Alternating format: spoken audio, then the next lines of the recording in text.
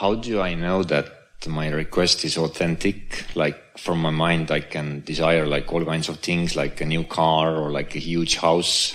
I have like a judgment that is it really like authentic, or maybe my heart desires something else? This is a really good question, isn't it?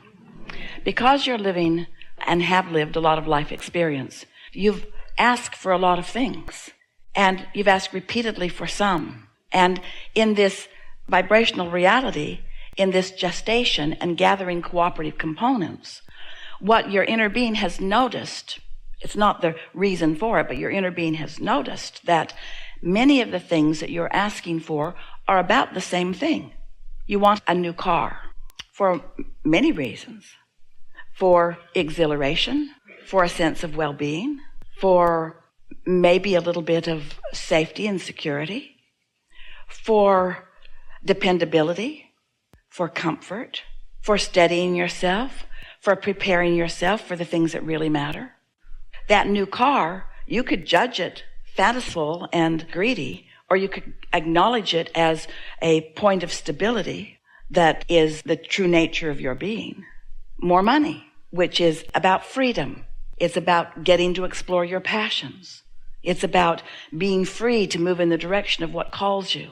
We can't think of any more important vibrational reasons. And you see, your vortex is able to synthesize all of that out, because over time, when you were playing on the playground as a boy, you were asking for some of these things. You wanted what you called fairness, and you wanted respect, and you wanted to both give it and get it. You wanted alignment. You wanted life force. So much of it was already there. Your vortex existed even before you came into your body. Do you know that? Your vibrational reality existed even before you came into your body. And the very first requests, you just put them there, you see. And so it's not possible for your inner being to hold and promote what isn't good for you, or isn't, by your standards, what you consider to be good. There are so many ways of going about things. Esther was contemplating with a friend yesterday about something like parenting, two parents talking with each other about the way to raise their children, and maybe disagreeing with each other and arguing, or maybe a neighborhood committee debating and arguing with each other about how things should be done in their neighborhood. But down there in the depths or core of all of them are the same things. We want well-being for our family. We want well-being for each other. And even though we have different ideas of how to go about it, there is this core intention at the heart of things, no matter how big our differences seem to be out here on the surface. So if you get back to that core intentions, we know that our words are not enough, because words don't teach. It's only life experience that teaches. But we want you to know that what's in your vortex is authentic, and it is real, and it is yours, and you have put it there. And the best of what you have asked for is there, calling you to the completion of it.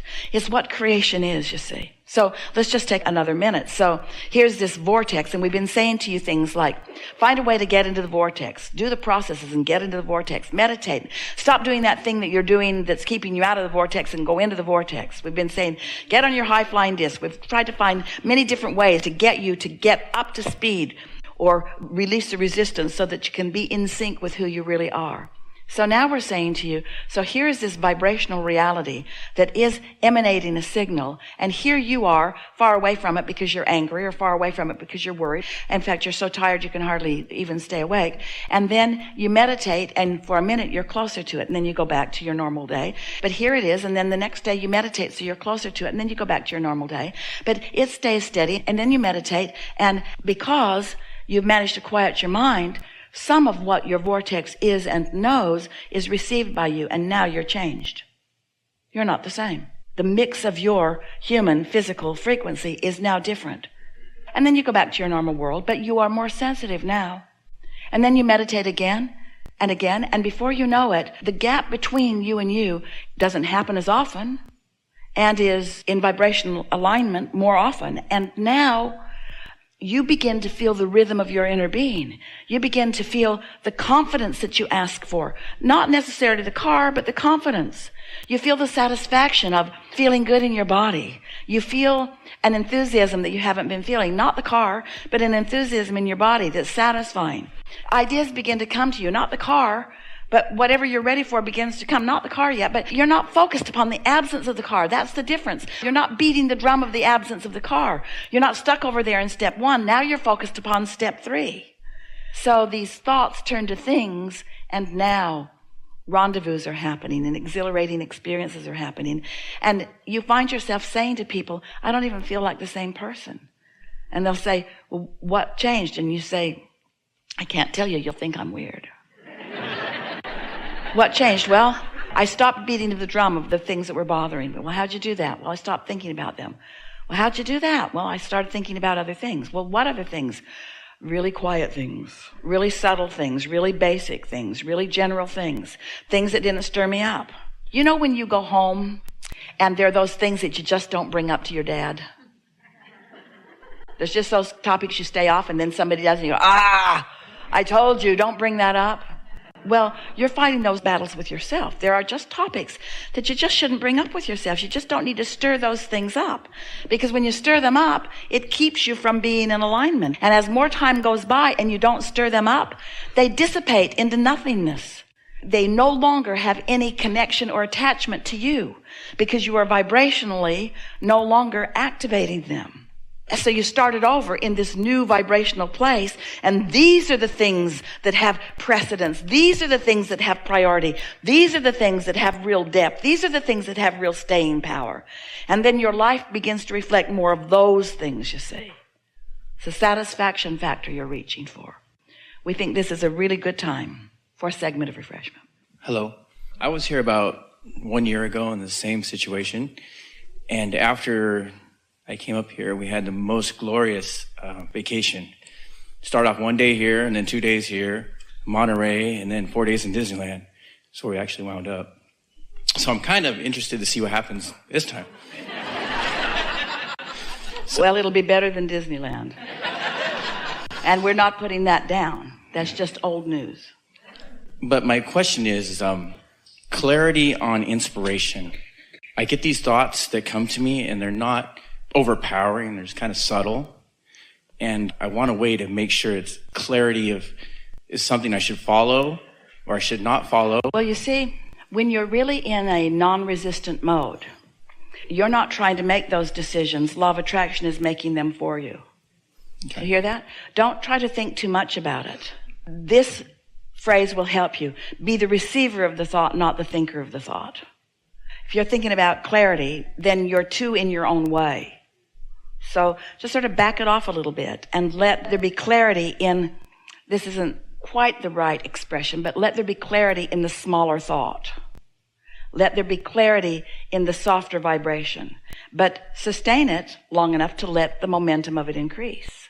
So basically you just keep thinking about it. And so we have some questions for you. So would you rather have a simple, clear thought or a sophisticated, resistant thought? A simple, clear thought. Well, you're very wise. What do you think most of the world means? Most of the world would rather have a sophisticated, big-time, robust, let's think about it all thought, because that means I'm smarter, and that means I've got more going on. Feels like there's more dynamism in it.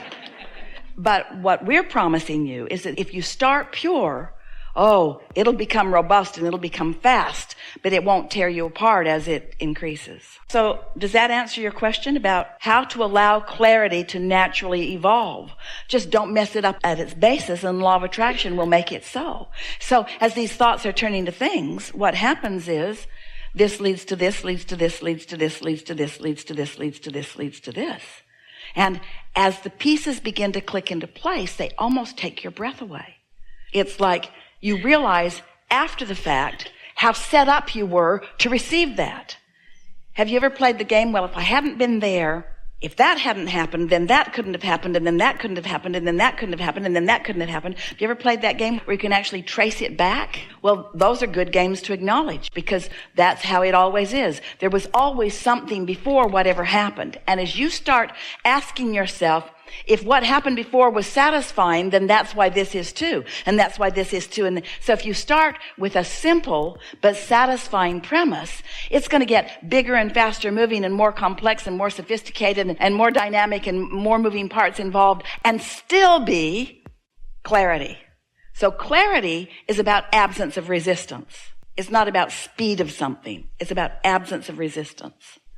Most people, analogy we were using a little while ago, it's like you think about what you want, and it's like you're on a flat land and you are a train, and you put an engine going that way, which represents your desire, but then you put an engine going the opposite way, which represents your belief about it. I want this, but I believe this. So now you've got two equally powerful engines going in opposite directions, and you're not going anywhere. Well, when you don't go anywhere, most of you, it causes you to want it more, so you put another engine over there, which causes you to doubt it more, so you put another engine over there. So now you got four really strong engines, and that's the way a lot of people live their life until they are so exhausted that they just give up, and then the engines of desire carry them for a little while until they come back to sanity and begin shooting themselves in the foot again with their objective practicality.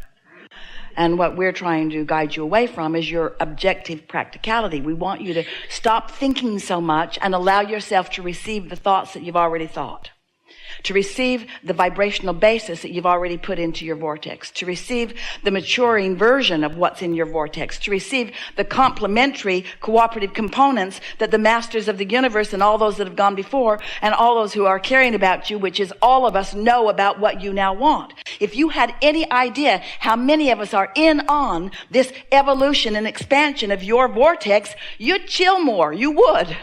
You'd chill more. You'd try less. You'd suffer less. You'd compliment more. You'd criticize never. You'd look for reasons to appreciate. You'd meditate every single day of the world and bring yourself into alignment with who you are so that you could start this day in the sequence of who you really are, you see. And then you could turn on your television and you could see all of those wonderful people having all of those step one moments. And you would bless every single thing that they're living because they're filling the vortex full of all of the things that you are now the receiver of.